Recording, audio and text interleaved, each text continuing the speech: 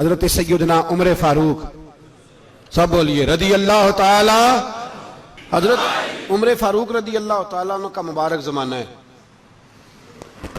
حضرت عمر نے فوج بھیجی ایران کے حکمران کے ساتھ جہاد کرنے۔ ایران کے بادشاہ نے 2 عیسائی جاسوس بھیجے، کہنے لگا ذرا پتہ تو کرو مسلمانوں کا رات کا طریقہ کیا ہے، میں صف بندی کراتا ہوں۔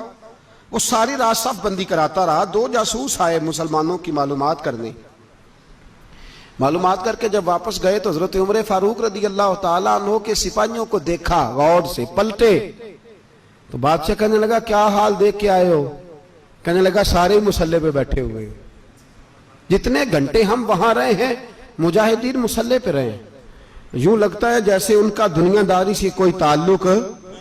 اور کہنے لگے بادشاہ کوئی ایسی طاقت ہے جس کو وہ بلا رہے تھے، کوئی ایسی قوت ہے جس کو وہ پکار رہے تھے، ہمیں بھی وہاں کھڑے ہو کے محسوس ہوتا تھا کہ ہاں کوئی ہے جو آ جائے گا ان کی مدد کے لیے، کوئی ہے جو پہنچے گا ان کی مدد کرے گا۔ ایران کا بادشاہ کہنے لگا مجھے سمجھ آ گئی ہے، وہ جسم کی طاقت سے ہی نہیں لڑتے، وہ کوئی غیبی طاقت ہے جس سے وہ لڑتے ہیں۔ بھائی وہ غیبی طاقت بھی تو ہمارے پاس ہم نے ناراض کر لیا نا، وہ بھی تو نہیں نا، مسجد کا رخ بھی تو کوئی نہیں۔ اور میں نے پچھلے جمعے بھی کہا تھا، پھر کہتا ہوں، وہن ہو گیا امت کو۔ نبی پاک نے فرمایا امت کو وہ کیا ہے، دنیا سے محبت ہو گئی ہے، موت سے کراہت ہو گئی ہے، وہن ہے۔ صحابہ کرام کو موت سے بڑا پیار تھا، موت سے بڑی محبت کر، ہماری طرح نہیں، وہ کہتے تھے مریں گے تو منو مٹی، تو وہاں ٹھیک ہے عذاب قبر حق ہے، لیکن میں کہا کرتا ہوں سالوں کے بعد جو پردیس سے ماں کے پاس آئے، ماں اسے عذاب نہیں دیتی، اس کا ماتھا چوما کرتی ہے۔ اور بھائی جو رب کریم کی بارگاہ میں جائے گا تیرا کیا خیال ہے، گل سڑ جائے گا؟ مدینے والے حبیب نے فرمایا قبر المومن روضۃ من ریاض الجنہ، فرمایا میرا مومن جب قبر میں جاتا ہے تو اللہ جنت کے سارے دروازے کھول دیتا ہے، وہ تو اللہ کی رحمت میں پہنچتا ہے۔ کون کہتا ہے مومن مر گئے، وہ تو قید سے چھوٹے اپنے گھر گئے۔ کون کہتا ہے قبر میں عذاب ہے تو صرف عذاب ہی ہے، ہاں مجرم کو سزا ملے گی، لیکن مومن ہمیشہ جہنم میں، وہ بالآخر جنت میں جائے گا، بالآخر جنت میں جائے گا۔ اور کسی درویش نے بات کی، وہ کر کے چلے گئے، بر کمال ہی کر گئے، کہنے لگے دوزخ میں میں تو کیا، میرا سایہ نہ جائے گا، کیونکہ رسول پاک سے دیکھا نہ جائے گا۔ نبی پاک سید عالم علیہ السلام کے غلام تو دیکھو نا، ساری زندگی عمر فاروق، بخاری پڑھو تو صحیح، ساری زندگی عمر ہر نماز کے بعد کہتے تھے اللہم ارزقنا شہادت فی سبیلک، اللہ بسترے پہ موت نہ دینا، موت مجھے شہادت کی دینا۔ حضرت سیدنا مولا علی شیر خدا کرم اللہ تعالیٰ وجہ الکریم ساری زندگی کہتے رہے اللہ علی نے میدان میں عمر گزاری ہے، اسے شہادت کی موت عطا فرما۔ او بھائی یہ تو شہادتیں مانگنے والے۔ حضرت امام حسین میدان کربلا میں کھڑے تھے، شمر کہنے لگا حسین تیری چاروں جانب موت ہے، تو آپ فرمانے لگے تجھے ابھی ہمارا پتہ ہی نہیں، موت سے تو ہمارا پیار چلتا ہے۔ اور فرمایا یہ شہادت تو ہمارا پیچھا کرتی ہے، پہنچ جاتی ہے جہاں ہم ہوتے ہیں، موت سے ڈر آ رہا ہے۔ مسلمان کا مرنے کو دل نہیں کرتا، ورنہ وہ اتنی بڑی کوٹھی میں کون رہے گا؟ مرنے کو دل اس لیے نہیں کرتا کہ وہ جو 6 کروڑ 10 کروڑ ڈالر لوٹ کے رکھے ہیں، مر گئے تو کھائے گا کون؟ وہ فقیر فاقہ مست تھے، ان کا گھر ہی کوئی نہیں تھا، ان کے بینک بیلنس ہی کوئی نہیں تھے، وہ کہتے تھے گھر ہمارا ہے وہ جو ہمارے رب نے تیار کیا ہوا ہے، ہمارا بینک بیلنس ہے وہ جو ہمیں جنت میں جا کے ملے گا۔ ان کا تو یہ کھاتا ہی کوئی نہیں تھا، اس لیے وہ شہادت کی۔ حضرت عمر بن جموع رضی اللہ تعالیٰ عنہ میدان احد میں 4 بیٹے لے کے آئے۔ کتنے بیٹے؟ بول کے بتائے۔ 4 بیٹے لے کے عمر بن جموع آئے، اور خود ایک ٹانگ سے لنگڑے سے آپی ہیں، ٹانگ چھوٹی ہے، حضور کے سامنے کھڑے ہوئے کہا محبوبہ میرے 4 ہی تھے، میں 4 لے آیا ہوں، قبول کر لے۔ تو حضور نے فرمایا تو کیوں تلوار اوڑے آیا ہے، یہ تو نے کیوں گلے میں اسلحہ ڈالا ہوا ہے؟ کہا یا رسول اللہ میں نے بھی تو جانا ہے نا۔ تو حضور نے فرمایا 4 بیٹے جو ہیں۔ تو حضرت عمر بن جموع نے بات کی، صحابہ کہتے ہیں ہم لبوں سے مسکرا رہے تھے، آنکھوں سے رو رہے تھے، کیا عجیب انداز ہے۔ حضور نے فرمایا عمر 4 بیٹے جو آ گئے تو رہنے دے۔ تو حضرت عمر رو پڑے، کہنے لگے محبوبہ کیا لنگڑے جنت میں نہیں جائیں گے؟ کیا حضور میں لنگڑا ہوں تو میرے لیے جنت کوئی نہیں؟ میرے حبیب پاک سید عالم صلی اللہ علیہ وسلم نے فرمایا عمر تو ضرور جنت میں جائے گا. کہا محبوبہ پھر بچے بعد میں جائیں گے, میں پہلے میدان میں جاؤں گا. ایک بی بی 4 بیٹے لے کے آئی احد میں. کہا محبوبہ کل کمائی تھی میں لے آئی ہوں, میرے پاس کوئی اور شے ہوتی تو میں بچا کے نہ رکھتی. بیٹے دے کے نا حاضری لگوا کے تو واپس دروازے پہ لے گئی. تو حضرت سیدنا عبداللہ ابن عمر فرماتے ہیں بی بی بول رہی تھی تو میرا جذبہ جہاد بڑھ رہا تھا.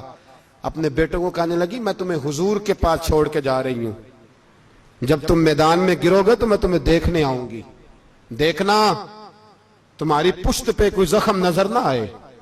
جتنے تیر کھانے ہوئے سینے پہ کھانا, جتنے تلواروں کے نیزوں کے زخم برداشت کرنے ہوئے یہاں کھانا, پشت پہ زخم نظر نہ آئے. حضرت عبداللہ ابن عمر فرماتے ہو بی بی کی گفتگو میرا جذبہ جہاد بڑھا رہی تھی. ایک بی بی 3 سال کا 4 سال کا بیٹا لیے رو رہی ہے, احد کا دن ہے. سہیلیاں پوچھتی ہیں تو کیوں روتی ہے؟ وہ کہتی ہے دیکھو میرا خامد بھی بدر میں شہید ہو گیا, بھائی اور باپ بھی. دل کرتا ہے کوئی جوان بیٹا ہوتا تو آج مصطفیٰ کے ساتھ اسے ہی بھیج دیتی. کوئی جوان میرے پاس ہے ہی 3 سال کا تو کیا کروں, 3-4 سال کا بچہ کیا کرے گا؟ پتہ نہیں کیا دلیل آئی, اچانک اٹھی, بیٹے کو سینے سے لگایا, کپڑا ڈالا, مسجد نبوی پہنچ گئی. حضرت بلال کہتے ہیں مجھے ملی, کہنے لگی بلال مجھے پتہ ہے حضور تیاری کرا رہے ہیں جنگ کی, پر 2 منٹ اگر میری ملاقات ہو جائے. بلال حبشی کہنے لگے حضور ہم ایک بی بی ضد کر رہی ہے.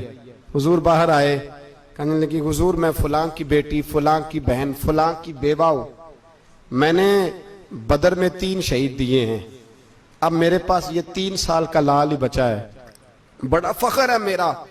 لوگ مجھے شہید کی بیوہ, شہید کی بیٹی, شہید کی بہن کرتے, دل کرتا ہے شہید کی اماں بھی کہیں جاؤں تو میرا بیٹا لے لیں. سیدنا بلال کہتے ہیں حضور مسکرائے, کہنے لگے یہ 3 سال کا نونہال کیا کرے گا؟ کہتے ہیں اماں کا عجیب جذبہ ہے. کہنے لگی محبوبہ سنا ہے اسلحہ بھی تھوڑا ہی ہے, ڈھالیں زیادہ کوئی نہیں, میرا بیٹا ساتھ رکھ لیں, جب آپ کی طرف کوئی تیر آیا نا تو میرا بیٹا ڈھال کے تو اس کو ڈھال بنا کے آگے کر دینا. محبوبہ ڈھال تو بان ہی سکتا ہے نا.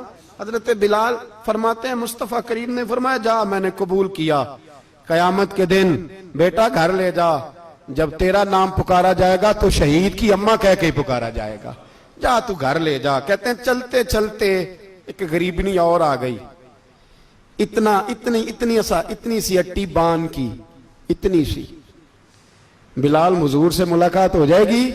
نبی پاک آ گئے تو کہا محبوبہ یہ غلبہ اسلام میں میرا بھی حصہ ڈال لے. حضور نے فرمایا یہ کیا ہے؟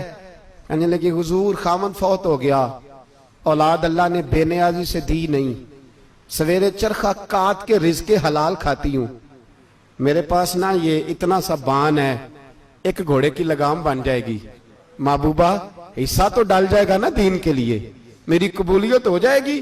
میرے حبیب نے ہاتھ اٹھائے اور دعا مانگی, کہا اے اللہ جتنا تو میدان کے مجاہدوں کو اجر عطا فرمائے اتنا اس غریبنی کو بھی عطا فرمانا, اتنا اسے بھی دینا. بھائی یہ جذبے تھے, یہ رنگ تھا امت مسلمہ کا, اس لیے کافر گھر میں بیٹھ کے کامپا کرتا تھا. اب اسے پتا ہے یہ اسی والی کار سے نہیں نکل سکتے, اسے پتا ہے کہ ہم نے انہیں بوتل پہ لگا دیا ہے, اب یہ پیپسی مرینڈا اور یہ پی کے کھانے کے ساتھ تو یہ مست رہتے ہیں, اب یہ نہیں نکل سکتے گھر سے, ہم نے انہیں ان چیزوں پہ لگایا ہے جو ان کے وجود کو کھوکھلا کر رہی, اب کیسے میدان میں نکلیں گے؟ وہ اس لیے نہیں ڈرتا کہ وہ تیری آسائشوں, تیری زندگی میں آنے والی سہولتوں سے آشنا ہے. موت بستر پہ بھی آ جاتی ہے, لیکن جس کو میدان میں آتی ہے وہ ساری زندگی زندہ رہتا ہے, وہ ساری زندگی زندہ رہتا ہے. بھائی مرنا تو ہے, لیکن اگر زندگی دین کے کام آئے گی تو امر ہو جاؤ گے, بچ جاؤ گے.